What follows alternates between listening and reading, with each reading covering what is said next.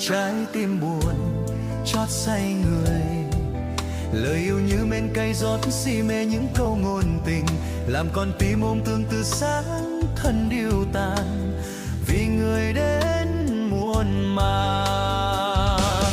Làm sao cất quá khứ đã từng rất đắm say, buông đôi tay hay đi tiếp yêu trong mập mờ.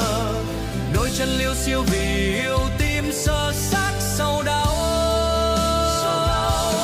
Thời dài khắc lúc đến cuối cùng cũng mất nhau, yêu chỉ cho thương đau khắc sâu lên tình đầu.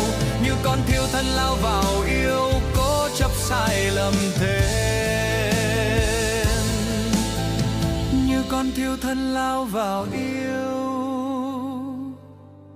cố chấp sai lầm thêm.